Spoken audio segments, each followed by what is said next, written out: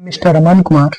आज हम प्राचीन इतिहास यानी ऐतिहासिक काल व वैदिक काल से संबंधित महत्वपूर्ण वन लाइनर क्वेश्चन के बारे में चर्चा करेंगे।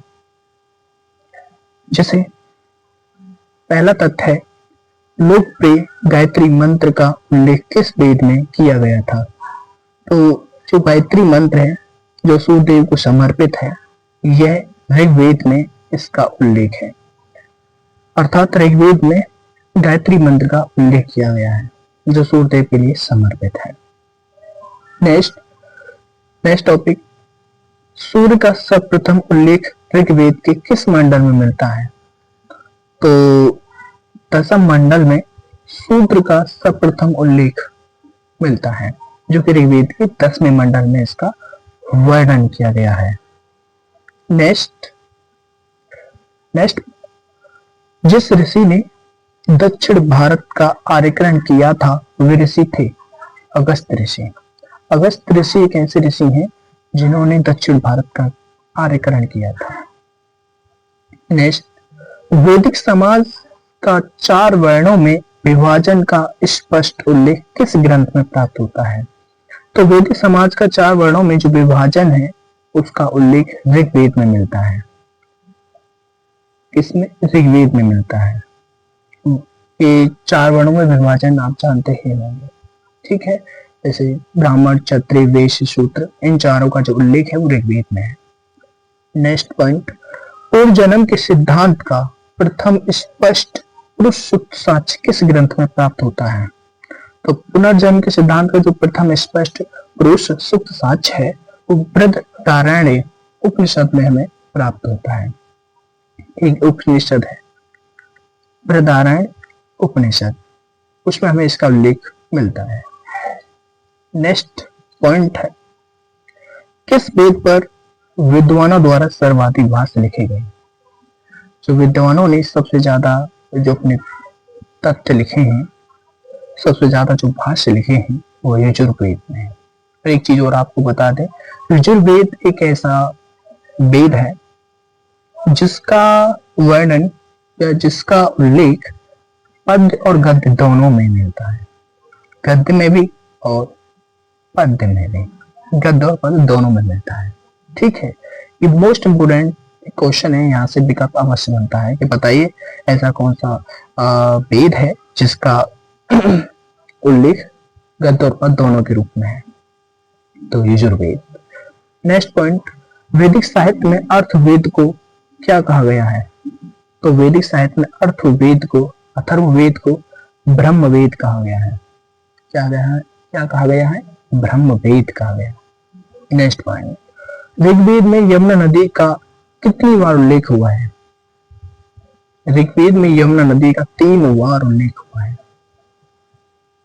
कितनी बार? 3 बार उल्लेख हुआ है। नेक्स्ट पॉइंट आता है, ऋग्वेद में, नेक्स्ट पॉइंट, ऋग्वेद में 10वें मंडल में किसका उल्लेख पहली बार मिलता है? ऋग्वेद में 10वें मंडल का जो पहली बार उल्लेख है वो शूद्र का मिलता है। शूद्र का उल्लेख पहली बार ही इसका उल्लेख हुआ है। नेक्स्ट पॉइंट, सत्यमेव जयते किस उपनिषद से लिया गया है? मोस्ट इंपोर्टेंट है ये आपसे पूछा जाता है हर एक एग्जाम में कि सत्यमेव जयते किस उपनिषद से लिया गया है? तो इसका करेक्ट आंसर होगा मुंडकोपनिषद। तो मुंडकोपनिषद से सत्यमेव जयते को लिया गया है। नेक्स्ट पॉइंट, सर्वप्रथम किस उपनिषद में ब्रह्मचर्य, गृहस्थ, वानप्रस्थ और संन्यास 4 आश्रमों का उल्लेख है? तो जवालो उपनिषद में। तो जवालो उपनिषद में यदि हम बात करें तो 4 आश्रमों का उल्लेख हुआ है। ओके। नेक्स्ट पॉइंट, ऋग्वेद में उल्लेखित नदियों में सर्वाधिक महत्वपूर्ण नदी कौन सी थी? सरस्वती नदी। तो ऋग्वेद में मतलब आर्यों के समय जो सबसे प्रसिद्ध नदी रही थी वो आपकी सरस्वती रही, जो इसका उल्लेख ऋग्वेद में भी मिलता है और ये नदी सबसे पवित्र मानी जाती है। नेक्स्ट पॉइंट, ऋग्वेदिक युग की सर्वाधिक प्राचीन संस्था कौन सी थी? तो ऋग्वेदिक की जो सर्वाधिक जो प्राचीन संस्था रही वो विदथ। ठीक, नेक्स्ट पॉइंट, किस वेद की रचना गद्य और पद दोनों में की गई? यजुर्वेद, जो मैंने अभी आपको बताया था वही पॉइंट है ये मोस्ट इंपोर्टेंट है, ये आपसे पूछा भी जा सकता है, यहाँ से पॉइंट बनता भी है। ओके, नेक्स्ट, किस साहित्य में पहली बार राजसी यज्ञ और अश्वमेध यज्ञ का उल्लेख हुआ है? ब्राह्मण में। ब्राह्मण साहित्य में राजसी यज्ञ और अश्वमेध यज्ञ दोनों का उल्लेख किया गया है। इंपोर्टेंट पॉइंट है ये भी। किसने उत्तरी ध्रुवों को आर्यों का मूल निवास स्थान बताया है? तो आर्यों का जो मूल निवास स्थान बताया बाल गंगाधर तिलक ने बताया है। उन्होंने उत्तरी ध्रुव को आर्यों का मूल स्थान बताया है। उन्होंने कहा है कि जो आर्य रहते हैं वो हमारे भारत के उत्तरी ध्रुव में अधिकांशतः रहते हैं। तो एक चीज आपको बता दें कि हमारे भारत का पंजाब एक ऐसा राज्य है जहां सबसे पहले आर्यों ने निवास किया है।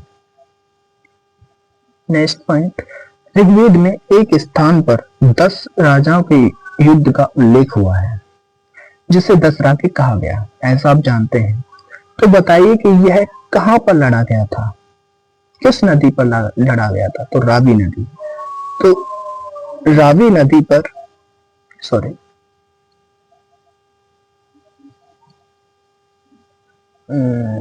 रावी नदी पर इसका उल्लेख मिलता है।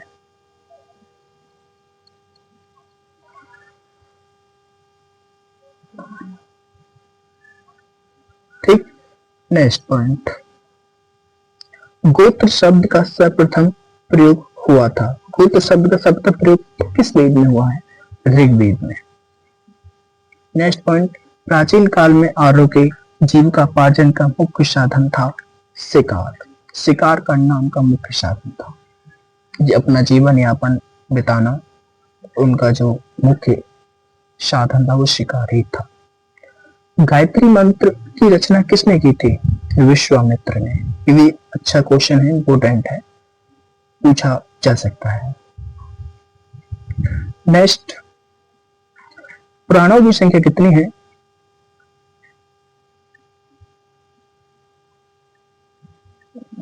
थोड़ी प्राणों की संख्या कितनी है? तो प्राणों की जो संख्या है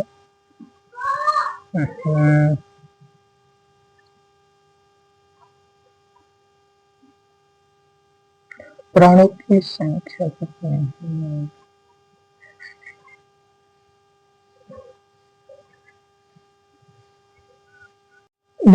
नेक्स्ट पॉइंट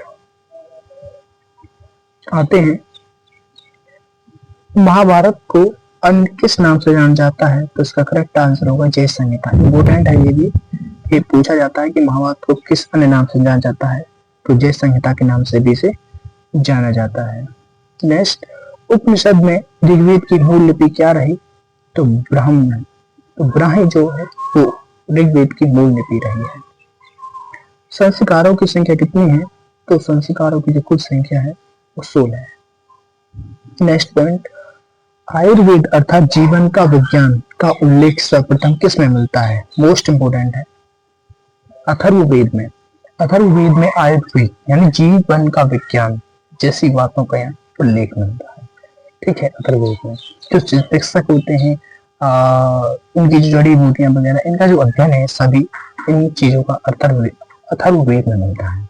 नेक्स्ट पॉइंट, भारतीय संगीत का आदि ग्रंथ कहा जाता है, ये भी इंपोर्टेंट है, सामवेद को। सामवेद को भारतीय संगीत का आदि ग्रंथ कहा जाता है। नेक्स्ट, ऋग्वेद में कुल कितने मंडल हैं? तो ऋग्वेद में जो कुल मंडल है वो 10 है। नेक्स्ट पॉइंट, आरंभिक वैदिक साहित्य में सर्वाधिक वर्णित नदी कौन सी है? सिंधु नदी। सिंधु नदी सबसे ज्यादा वर्णित नदी है, सबसे ज्यादा उल्लेख मिलता है आरंभिक वैदिक साहित्य में सिंधु नदी का। नेक्स्ट पॉइंट, ऋग्वेद का कौन सा मंडल पूर्णतः सोम को समर्पित है? तो नौवां मंडल, नौवां जो मंडल है वो सोम को समर्पित है। तो यही बस, आपको नेक्स्ट वीडियो इसी पर आधारित मिलेगी। अगर आपको यदि वीडियो अच्छी लगी हो तो प्लीज सब्सक्राइब करना, साथ ही बेल आइकन भी करना। ओके, जय हिंद।